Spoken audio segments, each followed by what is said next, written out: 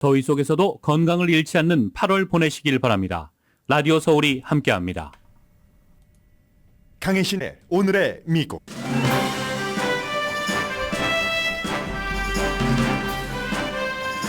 Mr. Smith goes to Washington and Mr. Trump goes to Washington too. 특별검사와 피고 트럼프가 오늘 워싱턴 법원에서 민주주의 전복 음모 혐의 인정신문에서 만납니다. 트럼프 전 대통령은 기소 숫자가 늘어날수록 강해지고 공화당과 유권자는 양분됩니다. 트럼프 전 대통령이 지지자들이 추앙하는 훌륭한 대통령인지 아닌지는 유권자가 배심원단이 돼서 결정하게 될 것 같습니다. 그의 말과 행위의 어느 부분이 콕 집어 불법이라고 가려낼 법이 미국에는 없습니다. 대선 전에 재판이 끝날 것 같지도 않습니다. 텍사스주가 이민자를 막기 위해 물 위에 띄운 거대한 부표 사이에 사람이 끼어 시신이 됐습니다. 멕시코 정부는 영토를 가르는 물 조약에 위배된다면서 부표를 제거하라는 외교 편지를 미국에 거듭 보냈습니다. 테네시주에서 시위대에 동조했다는 이유로 제명됐다 임시 임명된 2명의 젊은 흑인 하원 의원이 오늘 특별선거로 재신임받을 찰나입니다. 캘리포니아와 네바다 사막에 산불을 끄는 소방관들의 진화 작업을 보면 감동적일 정도입니다. 소방관의 헌신적인 작업은 물론이고 생태계를 대하는 미국의 노력과 수준이 그렇습니다. 내일 영화사 측과 협상할 할리우드 배우와 배우, 작가 파업으로 캘리포니아와 뉴욕, 조지아주는 수십억 달러의 손실을 입고 있습니다. 사람들이 점점 로봇처럼 돼가는데 인공지능이 속도를 높여준다고 전문가들이 걱정합니다. 컴퓨터는 인간처럼 말하고 행동하는데 인간은 기계처럼 돼갑니다. 북한이 월북한 미국 이등병 트라비스 킹이 지금 북한에 있다고 밝혔습니다. 전문가들은 북한이 유엔 사령부 연락에 답한 것은 킹의 미국 소환에 협상할 뜻을 보여준 것으로 봅니다. 여러분 안녕하십니까? 오늘의 미국 강혜신입니다. 한 사람이 죽느냐 사느냐 기로에 서 있으면 그 한 사람은 물론이고 주변 사람들도 만일 그때 그랬더라면 하는 것을 생각해 보게 됩니다. 지금 모든 카메라 저희 스튜디오에 있는 것과 같은 조명인 것 같네요. 그런 조명 기구가 워싱턴 DC의 법원 앞에 전부 설치됐습니다. 트럼프 전 대통령 이제 조금 있으면 80세가 되는데 그 대통령에게는 죽느냐 사느냐의 문제인데 오늘 여러 가지를 좀 말씀을 드려보겠습니다. 공화당에서 그때 그렇게 했었더라면 그리고 지금의 트럼프는 지금의 유권자는 그럼 트럼프 전 대통령이 링컨이 될 수 있나? 레이건이 될 수 있나? 이런 모든 가지 것들을 이 맨 앞에 섹션에 전해드리겠습니다. 만약에 2021년도 1월 6일 의사당에서 폭동사건이 발생하고 하원에서처럼 상원에서도 트럼프 전 대통령 탄핵에 찬성했으면 어떨까?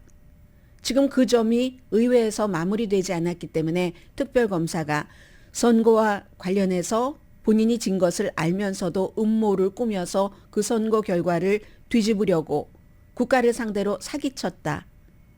투표하는 유권자를 상대로 사기쳤다 하는 음모로 지금 혐의로 4가지 혐의로 트럼프 전 대통령이 기소됐고 로스앤젤레스 시간으로 오늘 오후 1시에 지금 모든 세계의 카메라가 가 있는 워싱턴 DC 법정에 출두를 하게 됩니다. 법원에서는 가상으로 출두해도 좋습니다. 전직 대통령에 대한 충분한 예우를 하는 거죠. 그런데 트럼프 전 대통령이 직접 법원에 간답니다. 그럴수록 기부금은 늘어납니다. 트럼프 전 대통령은 내가 지금 정치 박해를 당하고 있다. 오늘 아침에도 그런 내용을 썼고요.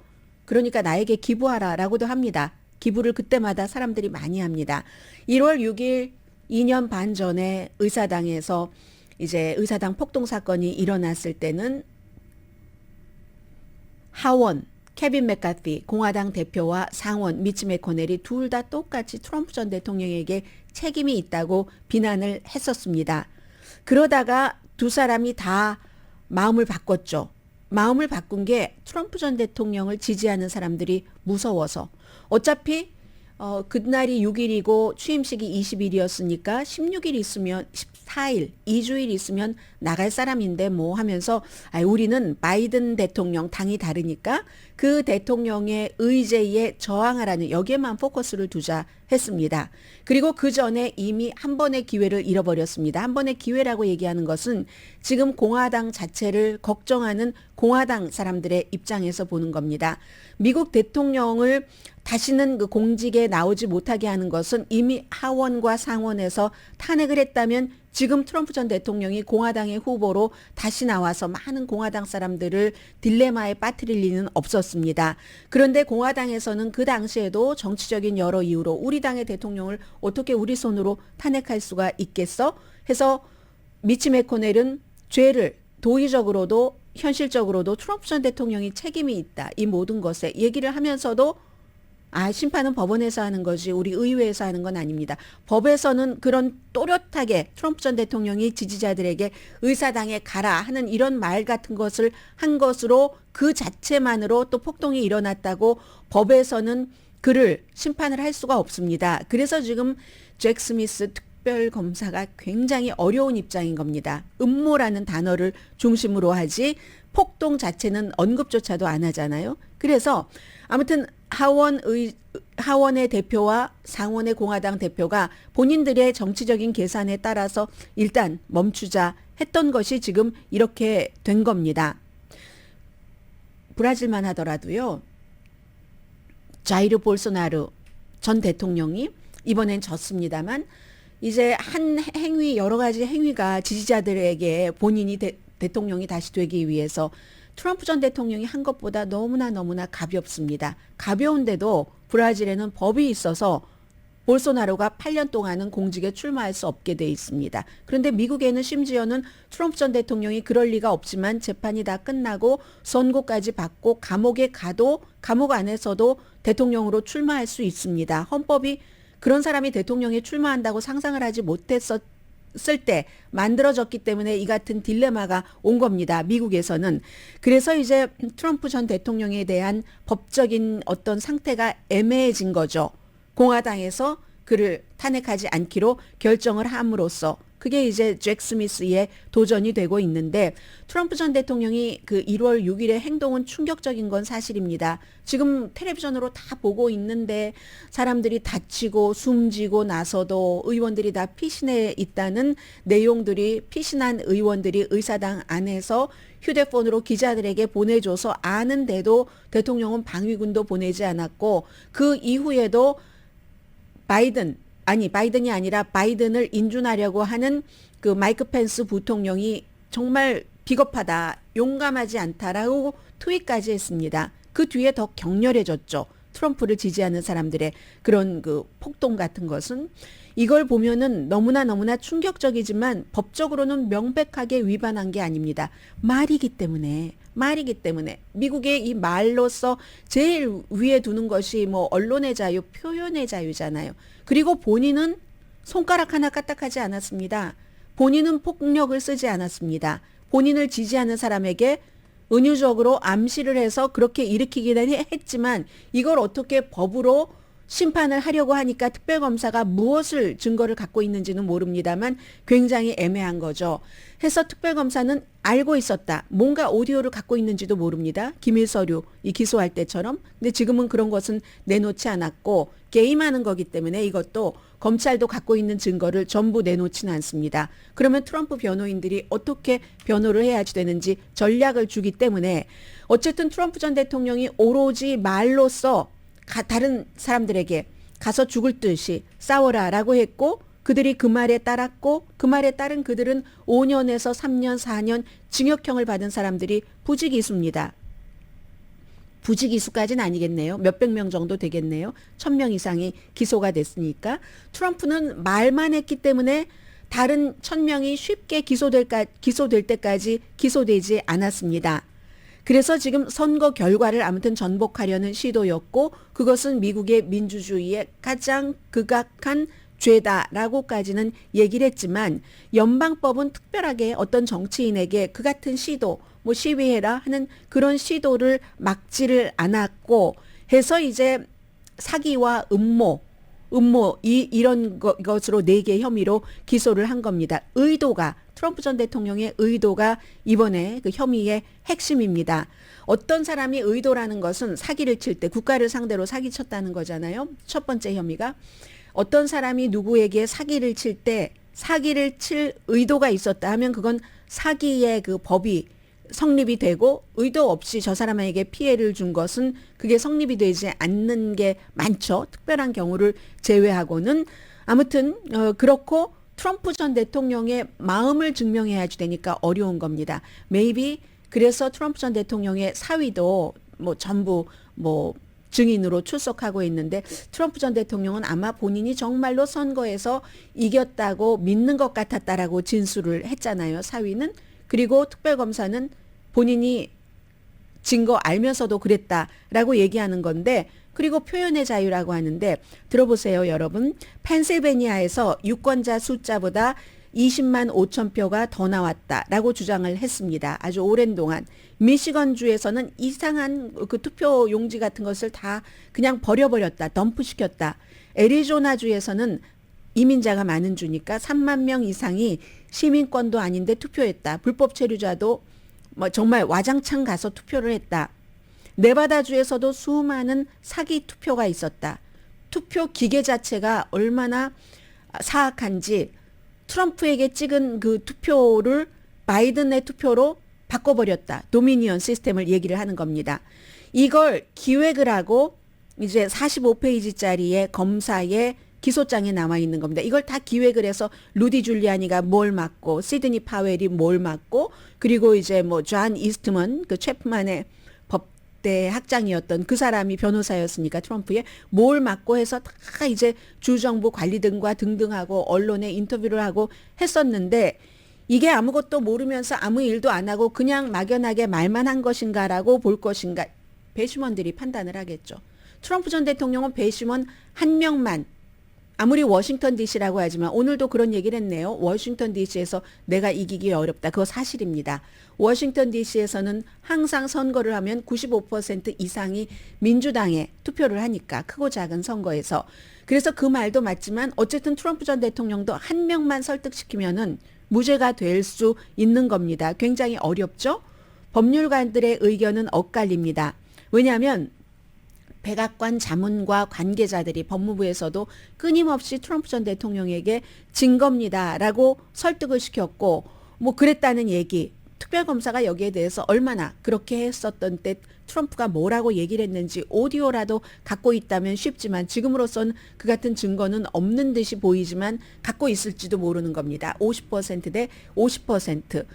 그리고 이제 이 케이스가 정말로 기밀 문서 케이스보다도 훨씬 중요한 것은 기밀 문서 케이스는 뭐 다른 나라와의 관계, 뭐 국가 안보 위협 이런 것도 있지만 워낙에 기밀 문서가 많으니까 그리고 다른 문서들도 가지고 나갈 때 섞여서 그렇게 된 것도 있을지 모르고 하니까 그렇지만 이건 민주주의 자체를 선거로 각 주에서 다 공화당의 선거 그 관리국의 대표조차도 이거 우리 주에서 이렇게 투표가 나왔습니다 하고 보낸 것을 무시하라고 하고 가짜 선거인단까지 만들었잖아요.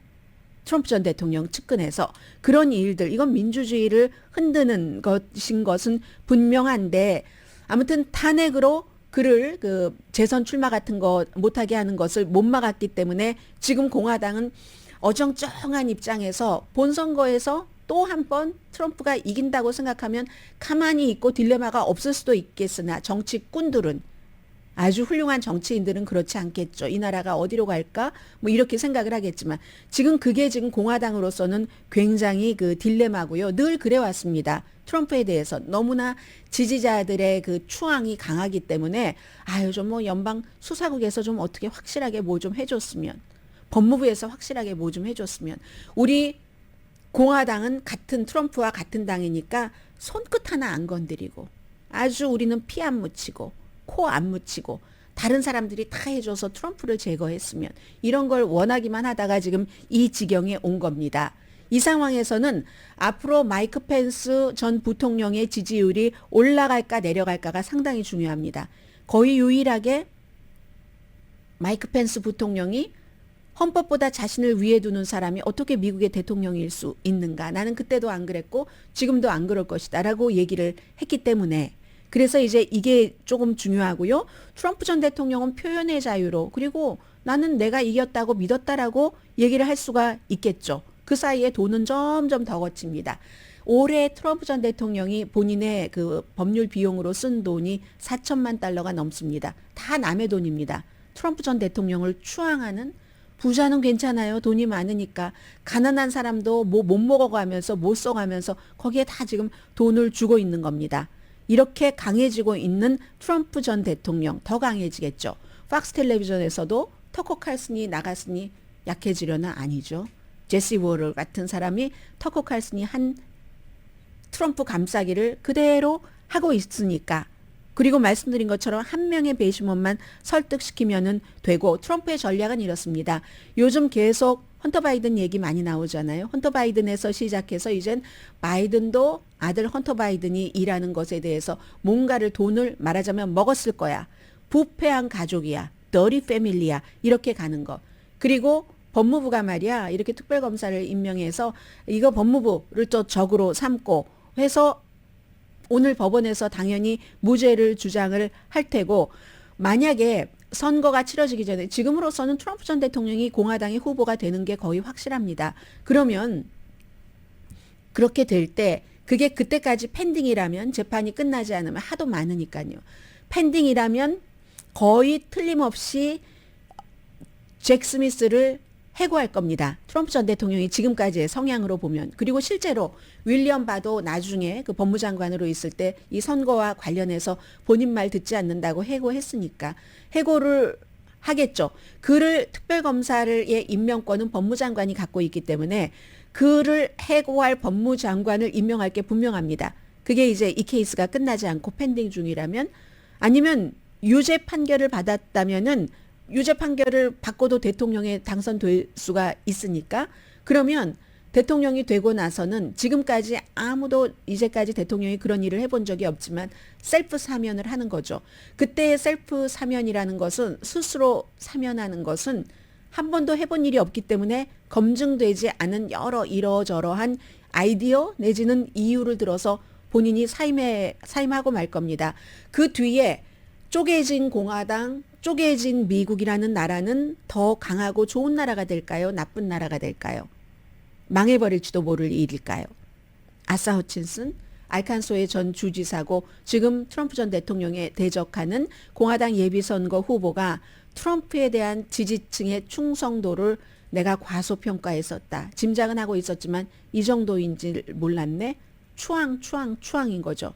그들은 아마 트럼프 전 대통령을 지구 끝까지 따라갈 것이다.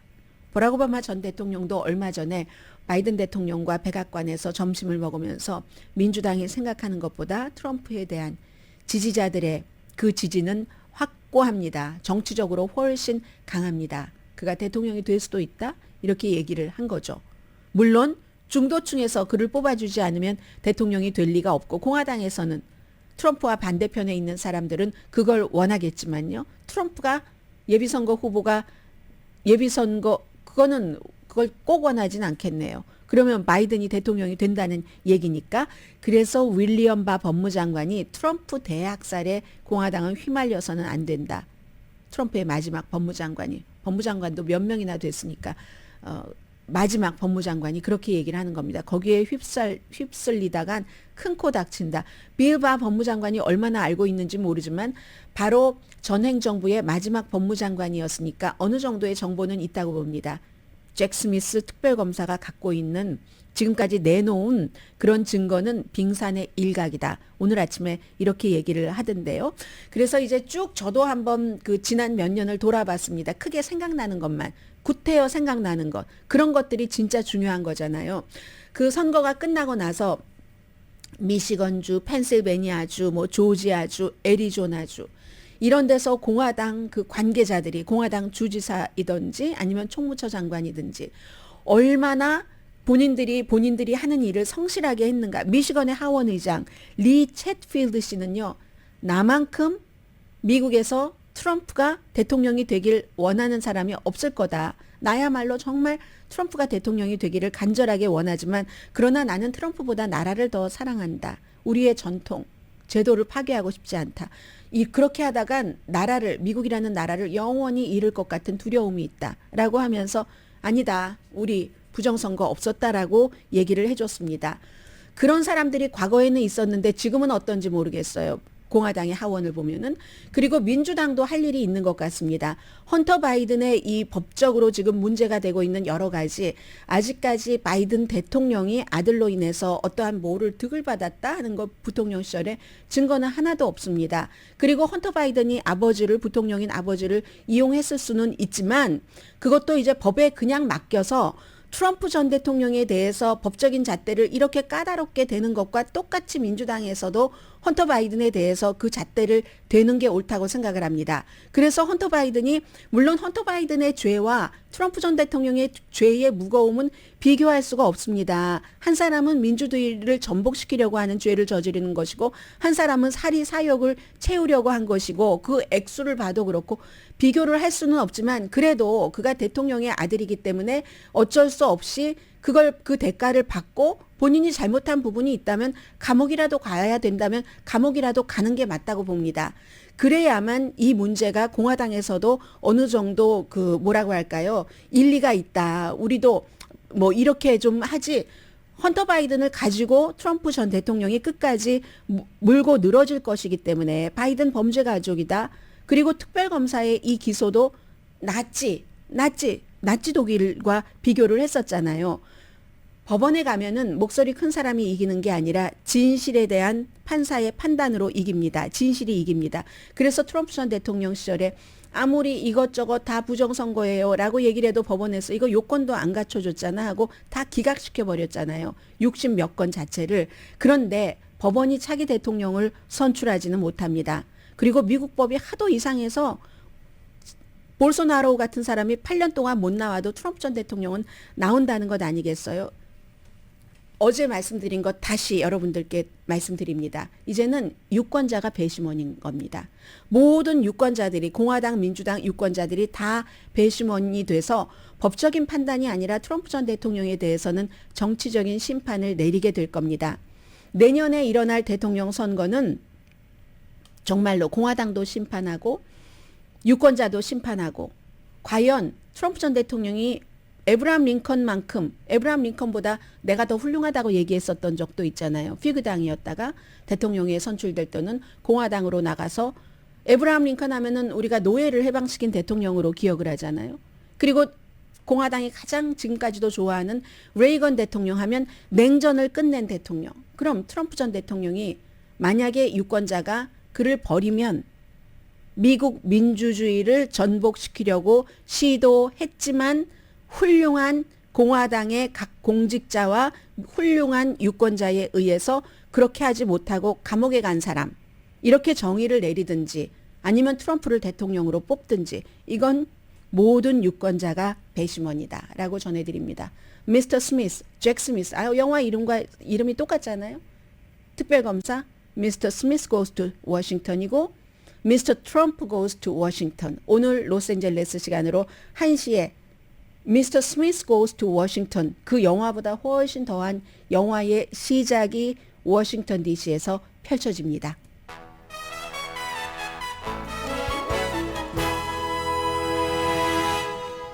오늘의 미국은 전문가가 추천하는 이민법, 가정법 전문 제인정 종합법률사무소, 총 20억 달러 승소, 교통사고와 상해 전문 브라이언 타필라와 CG 변호사 그룹 공동 후원입니다.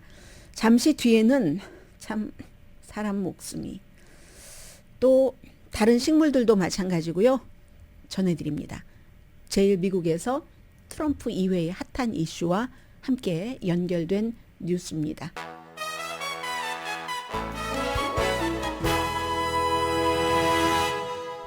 라디오 서울방송 오늘의 미국 듣고 계십니다. 네, 얼마 전에 여러분들께 말씀드렸었는데 오늘 한국일보에 또 그 내용이 조금 더 자세히 나왔던데 이 국경을 단속하는 것에 대해서 이제 바이든 행정부의 정책이 있는데 그 정책에 대해서 연방 판사가 이제 캘리포니아주에 있는 판사가 그건 아니다.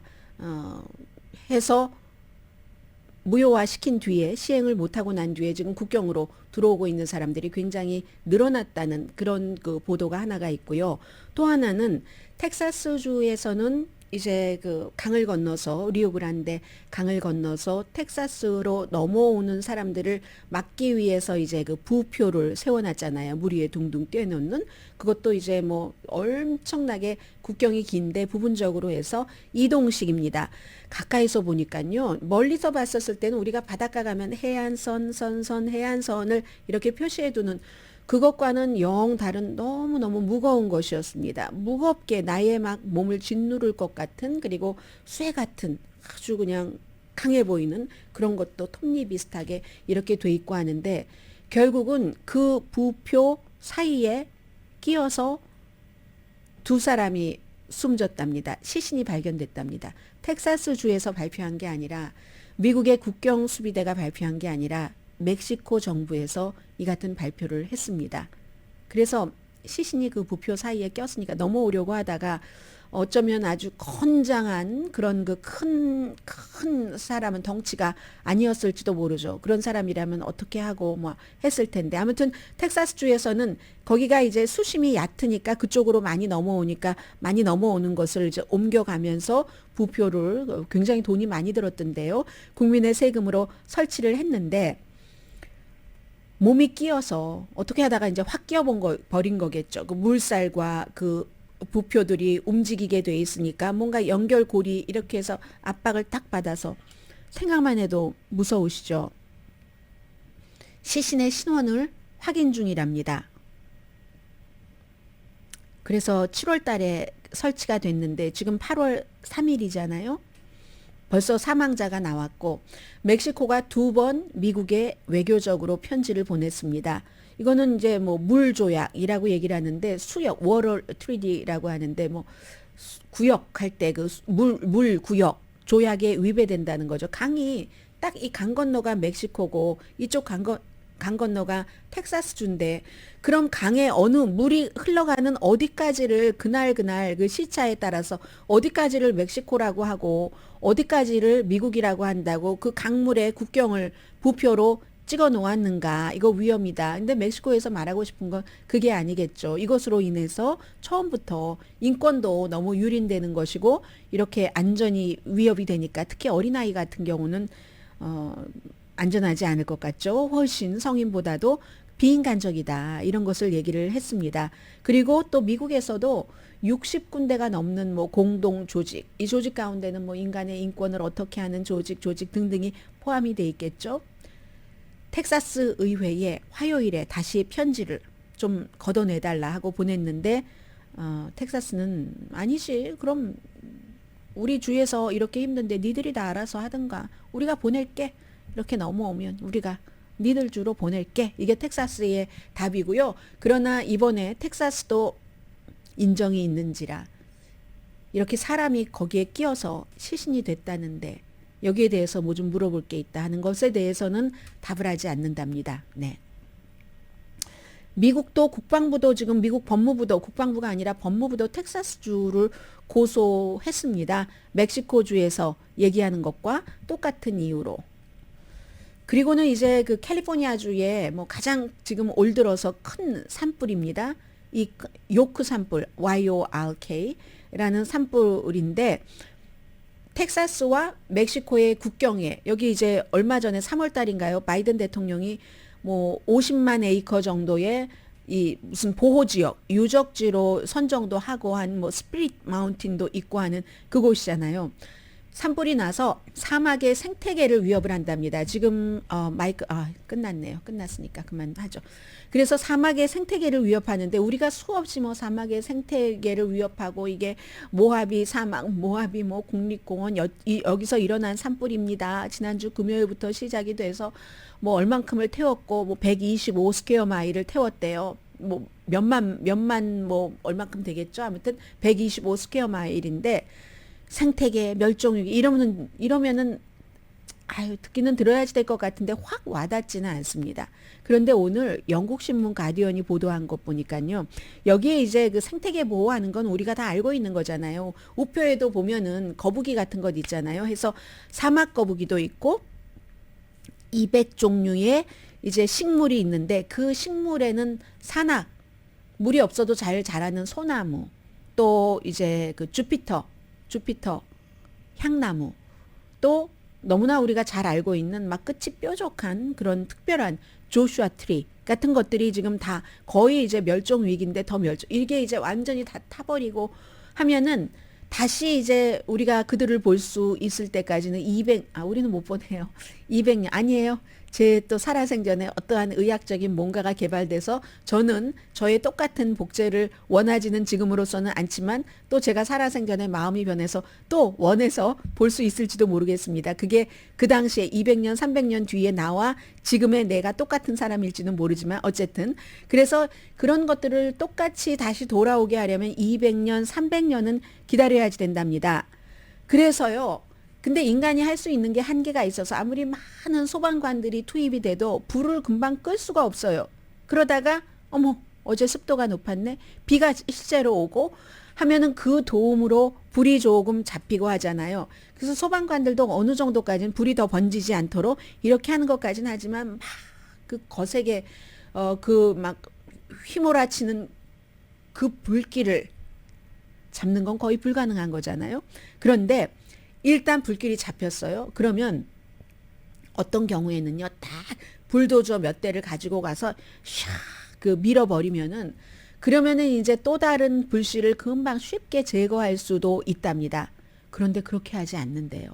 가디언과 인터뷰를 한 팀 파베즈라는 캘리포니아주의 산림 소방 보호 부국장이 하는 말을 들어보니까 소방관들도 불도저가 들어가면 아주 편하게 진화 작업을 하겠죠. 그런데 불도저가 일단 들어가면은요, 그 풍경 자체에 흉터를 남긴답니다.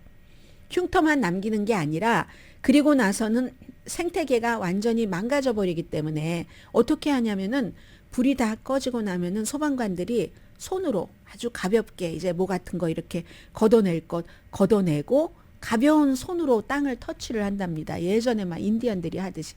그렇게 해야지 이 생태계가 보호가 된다는 거거든요. 50만 에이커 스피릿 마운튼 새로운 내셔널 모뉴먼트로 3월 달에 지정된 이 지점도 포함된 그 같은 불길입니다. 평소에는 우리가 나무가 멀리 있는 나무도 결국 여기까지 다 뭔가를 주잖아요. 그런 거를 느끼지 못한다 할지라도 또 그 나무를 보호하는 소방관 그냥 감사하다 하고 늘 생각하잖아요. 저렇게 위험한데 아무리 뭐 옷 같은 것을 입었다 할지라도 하는데 그 우리가 보지 않는 곳에서는 그렇게 생태계까지도 보호해야지 되는 소방관들의 의무가 있다네요. 그리고 전문가들 그런 모든 것들을 다 해서 미국이 어떤 때는 막 뭐 양떼를 풀어서 미리 불나지 말라고 뭔가를 뜯어먹게 하고 식물을 뭐 이런 것 있잖아요. 그런 식으로 인간이 모든 자연과 같이 살아가는 그런 일들을 한다고 하네요. 그러니까 뭐 바람이 조금 안 불면 뭐 고맙다. 산불이 번지지 않게 하기 위한 하나의 도움이 되기도 하겠네. 또 습도가 너무 없으면 이거 위험한 거야. 습도가 있어서 끈적끈적한 게 그러면 뭐 조슈아 트리가 조금 좋아하겠네. 뭐 이렇게 생각을 하면은 소방관들께 보탬이 될지 모르겠습니다. 잠시 뒤에 사람은 로봇가 돼가는데 로봇은 사람이 돼가는 야 어쩌란 말인가 전해드립니다.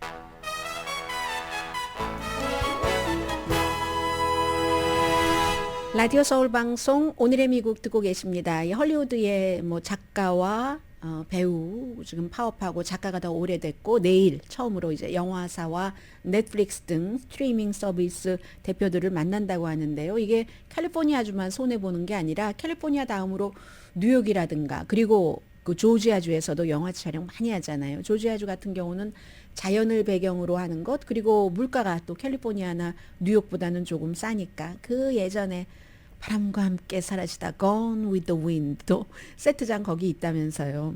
그런데 이 헐리우드 파업으로 그럼 돈을 얼마나 지금 손해를 보고 있는가. 비즈니스 하시는 분들은 뭐 저희 회사에서 그다지 멀지 않은 조금 서쪽으로 가고 베버리 블루버드 쪽에도 뭐 스튜디오가 있고 멜로즈에도 있죠. 스튜디오가 있고 많이 있는데 그 주변에는 스몰 비즈니스 하시는 분들 뭐 커피숍, 도넛샵, 식당 등등 얼마나 손해를 보겠습니까? 한 촬영을 한번 나가면요. 영화 촬영을 나가면 하루에 그 로컬 비즈니스에 25만 달러가 득이 된답니다. 안 그러겠어요? 영화사니까 갑자기 또 저 좀 전에 물 마시다가 여기 흘렸는데 뭐 이건 물이니까 괜찮지만 배우가 입어야지 될 옷이 뭐 어떻게 조금 닫혀진다 하면은 바로 또 세탁소에 가서 급하게 뭐 수리를 해와야 되잖아요. 그런 것도 있고 얼마나 많겠습니까? 해서 25만 달러라고 하는데 로컬에 그 정도 된다고 하는데 조지아주에서요 2022년도에 그 업계가 영화 이런 촬영 텔레비전 업계가 44억 달러 이제 그 수입을 올려줬었고요. 캘리포니아주는 뭐 말할 것도 없죠. 그렇잖아도 근데 캘리포니아주는 워낙에 인플레이션 높고 생활비도 비싸니까 지난 4분기인가요? 6분기인가요? 6분기 연속 로컬에서 영화 제작이 점점 줄어들고 있답니다. 2, 4분기도 당연히 영화 제작 같은 것이 줄어들었고요. 그렇기 때문에 지난달에 게빈 뉴섬 캘리포니아 주지사가 이 영화 업계에 대한 세금 공제를 조금 혜택을 연장시켜 준 거죠. 뭐 그리고 이 업계가 이 영화 텔레비전 제작 업계가 1년에 임금만이요. 그분들 임금만 10억 100억 1000억 1860억 달러라고 하니까 어마어마한 거네요. 지미 고메즈 연방 하원 의원이 그래서 이거 파업 빨리 우리가 뭐 끝나게 해야지 된다라는 얘기를 하고 있고 뉴욕 같은 경우도요. 뉴욕의 GDP의 6.5%가 영화 텔레비전 산업 업계에서 나온답니다. 그곳에서 일하시는 분들만 18만 5천 명이고요. 이게 단기가 아니라 장기적으로도 굉장히 영향을 미칠 수 있고요. 좀 전에 뭐 세탁소를 말씀드렸습니다만 호텔은 안 그렇겠어요? 모텔은 어떻습니까? 그런 모든 곳들이 엄청나게 지금 영향을 받는데 이분들이 지금 파업하고 있는 이유 가운데 하나만 말씀드리자면 인공지능이잖아요. 인공지능이 나오고 나서 내가 점점 위태롭게 됐는데 이건 어떻게 할 것인가? 쇼미더 블루프린트 그림을 보여달라는 거잖아요. 넷플릭스와 열심히 하겠죠. 다른 영화사와도.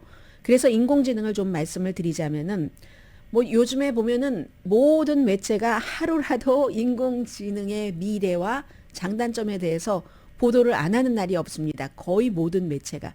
그래서 제가 지금 여러분들께 전해드리는 것도 뭐 파이낸셜 타임스에서부터 등등 많은 매체를 종합을 해서 전해드리는데요. 사람들이 로봇가 되는데 인공지능이 그 속도를 더 높여준다고 걱정들을 전문가들이 하고 있습니다.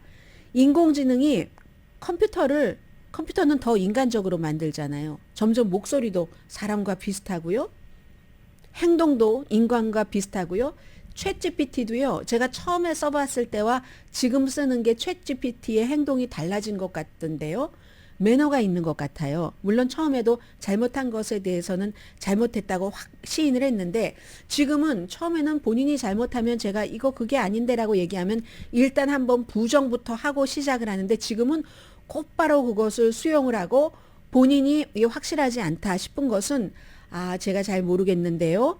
해서 이 정도는 알 것 같은데 쭉 그 기록이 있으니까라고 해도 굉장히 신중하게 답변하는 것을 저는 느끼거든요. 아마 그런 것을 가리켜서 인공지능, 컴퓨터 이런 것들 인공지능을 활용한 챗봇 같은 컴퓨터는 점점 사람을 닮아간다라고 표현을 하는 것 같습니다. 그런데 그렇게 사람을 닮아가서 가장 사람에게 긍정적인 것은 내가 하는 아주 힘들고 뭐 노동 집약적인 것을 그들이 해줌으로 인해서 내가 더 인간다운 생활을 할 수 있도록 시간을 갖는 것, 마음의 여유를 갖는 것. 이게 이제 인공지능이라든가 로봇화를 주장하는 사람들이 가장 긍정적으로 얘기하는 점이거든요. 현실은 반대라는 겁니다. 인간은 점점 기계적으로 가도록 그 같은 컴퓨터와 인공지능을 기반으로 한 비즈니스 업주들이 세팅을 그렇게 해나간다고 얘기를 합니다. 그래서 이제 마켓플레이스니까요. 그건 어떤 철학의 문제라든가 인생의 문제가 아니기 때문에 문화의 문제도 아니고 마켓플레이스, 돈과 연관된 거잖아요. 결국은 인공지능이든 컴퓨터든 해서 이제 자동화 전문가를 주창하시는 분들은 뭐 직장에서 일하는데 이런 그 자동화가 사람들을 쉴 수 있게 작업 환경을 개선해줘. 하지만 역사적으로 지금까지 쭉 보면은 자동화를 추구하는 오너, 비즈니스 오너들은 인간을 어떻게 밀어붙이냐면요. 인간을 로봇과 소프트웨어가 요구하는 대로 적응하도록 밀어붙인다는 겁니다. 그래? 우리 업계도 마찬가지예요. 우리 업계라고, 저희 업계요. 저희 업계도 이제 조금 있으면 뭐 기자들 없어도 될 것 같아. 이미 지진 기사 같은 것은 뭐 컴퓨터가 쓴 지 오래됐고요. 빨리 가르쳐서 이제 뭐 이런 그 챗GPT가 알아서 기사를 쓰고 뭐를 하고, 이 비즈니스 오너가 원하는 것은 그렇게 우리가 그 챗GPT를 잘 활용해서 내 일자리를 없애도록, 그것도 이제 빠른 속도로, 그리고 챗GPT의 도움을 받으면 더 빨라지니까, 생산성이 올라가니까, 그리하여 오히려 나를 인간적으로 더 편안하게 해주는 게 아니라 제가 그럼 저걸 잘 적응하고 잘 일을 빨리빨리 하고 있어 안 하고 있어 하면서 감시와 모니터링 시스템을 주잖아요. 카메라 다 감시하고, 직장에서도 제가 컴퓨터를 무엇을 보는지를 직장에서 다 모니터링을 할 수 있게 되고, 이게 역사라는 겁니다. 그래서 이제 그 아마존의 그 영국에 있는 공장, 컨벤트리 지역 공장에서 사람들이 하는 얘기가, 우리는 로봇보다는 사람답고 싶다.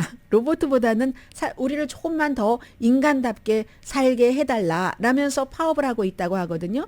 사람들에게 자동화가 좋게 갈 수 있는 방법도 있기는 있답니다.